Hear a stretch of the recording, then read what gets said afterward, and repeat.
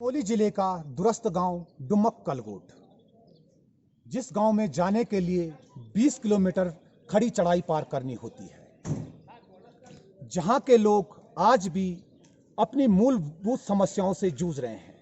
बता दें कि देर रात डुमक कलगोट गांव में एक महिला का अचानक स्वास्थ्य बिगड़ने से महिला को डंडी कंडी के सहारे मुख्य सड़क तक पहुंचाया गया। आज भी डुमक कलगोट स्वास्थ्य, शिक्षा, सड़क, दूरसंचार जैसी सुविधाओं से कोसों दूर है। कैमरामैन आयुष भंडारी के साथ देखिए नवीन भंडारी की एक विशेष रिपोर्ट। उत्तराखंड के चमोली जिले के पहाड़ों में बसे लोगों के अच्छे दिन कब आएंगे? ये कब तक दूरस्थ इलाकों में सड़क की समस्या से जूझते रहेंगे? सरकार कब तक अपनी लाचारी की कलम से बेचारगी का इतिहास लिखती रहेगी? ये चमोली जिले का दूरस्थ गांव डुमक कलगोट है। सड़क के अभाव में अपनी ज़रूरतों के लिए पैदल पथरीले रास्तों को पार कर कई किलोमीटर चलना पड़ता है। बीमार के लिए डंडी कंडी ही एकमात्र सहारा है। इस शर्मसार कर देने वाली तस्वीर को देखकर डुमक कलगोट जैसे कई गाँवों में लोगों की कटती जिंदगी आपको परेशान कर देगी। डुमक कलगोट में किस प्रकार कुछ ग्रामीण एक बीमार महिला को 20 किलोमीटर डंडी कंडी के सहारे मुख्य सड़क तक पहुंचा रहे हैं। इस गांव के लोग वर्षों से सड़क की मांग कर रहे हैं, लेकिन हाकिमों ने इनकी मांग पर नजरें इनायत करना जरूरी न समझा। किस प्रकार इस बरसात में डुमक कलगोट के ग्रामीण बीमार महिला को अपने कंधों के सहारे अस्पताल पहुँचाने की जद्दोजहद में लगे हैं। बीमार महिला दर्द से कराह रही है, लंबा रास्ता है, मुख्य सड़क तक जाने के बाद ही कोई गाड़ी की व्यवस्था हो सकती है। कई लोग तो समय पर इलाज न मिलने के कारण रास्ते में ही दम तोड़ देते हैं। आज़ादी के 73 साल बाद भी डुमक कलगोट के ग्रामीण मीलों पैदल चलने के लिए मजबूर हैं। जहां देश लगातार तरक्की कर रहा है, देवताओं की भूमि कहे जाने वाले उत्तराखंड में बेबस इंसान की ये ताज़ा तस्वीर आपको परेशान कर देगी। राज्य को अलग अस्तित्व में आए 20 साल हो गए। दो बड़ी पार्टियों के हुक्मरानों ने अपनी सरकार चलाई, लेकिन पहाड़ों की समस्याओं को हल नहीं कर पाए, इनकी परेशानियों पर संज्ञान नहीं ले पाए। आज भी इन इलाकों में बसे कई गांव शिक्षा, सड़क, स्वास्थ्य व दूर संचार जैसी जरूरी सेवाओं से वंचित हैं। कई गांवों में पैदल रास्ता भी नहीं है। पहाड़ों जंगलों से गुजरकर मीलों पैदल चलकर मुख्य सड़क तक आना पड़ता है। आखिर दुनिया के मानचित्र पर अपनी छाप छोड़ने वाले भारत की देवभूमि से ऐसी तस्वीरें कब तक आती रहेगी? चमोली से नवीन भंडारी की रिपोर्ट। नमस्कार जी, मैं ग्राम कलगोट से बोल रहा हूँ। मेरा नाम सूरज सिंह रावत है और हम ये दुर्गम क्षेत्र से आते हैं, मगर यहाँ करीबन लगभग 25 से 26 किलोमीटर की दूरी तय करनी पड़ती है हमें।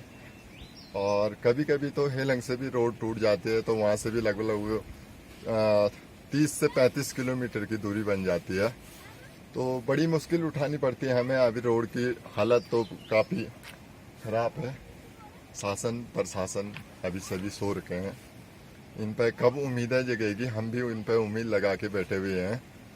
और हम बचपन से यही देखते आ रहे हैं कि आज मिलेगी, कल मिलेगी, परसों मिलेगी, पर अभी तक ऐसे मूलभूत सुविधाएं हमें मिल नहीं पाई।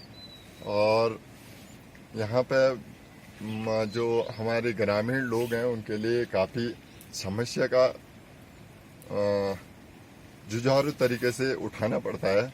और मूलभूत तरीके से कोई बीमार भी हो जाता है यहाँ पे, तो उनको डंडी कंडी के सहारे यहाँ से गोपेश्वर या डायरेक्ट ट्रांसफ़र हमें देहरादून के लिए जाना पड़ता है।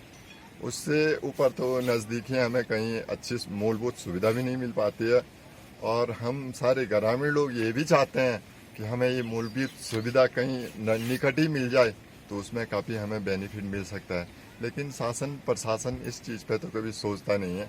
हम लोग भी बड़े अफसोस जताते हैं कि आज़ादी के बाद इतने साल हो चुके हैं, अभी भी हमें रोड की हालत ऐसी देखनी पड़ती है बड़ी मुश्किल से। तो शासन प्रशासन कब जगेंगे और कब हमें ये उम्मीद पूरी हो सकती है? धन्यवाद। नमस्कार साथियों, मैं शहदेव सिंह रावत चमोली जिले की जोशीमठ ब्लॉक के दूरस्थ गांव डुमक कलगोट से बात कर रहा हूं। साथियों, मुझे कहते हुए बहुत दुख महसूस हो रहा है कि आज आज़ादी के 75 साल बीत चुके हैं और वहीं दूसरी ओर राज्य गठन के 20 साल से भी अधिक बीतने को हैं। लेकिन मुझे कहते हुए बार बार बहुत अफसोस होता है, बहुत दुख महसूस होता है कि आज भी डुमक कलगोट डंडी कंडी का सहारा ले रहा है। आए दिन इस गांव में हर महीने 3-4 घटनाएं आम बात हो चुकी है।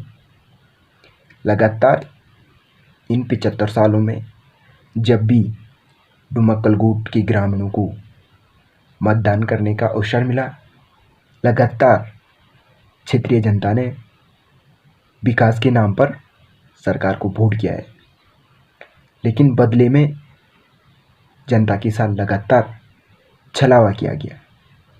हर 5 साल बाद गांव में बड़े बड़े नेतागण आते हैं और विकास के नाम पे बड़ी बड़ी बातें कहते हैं, बड़े बड़े वादे करते हैं।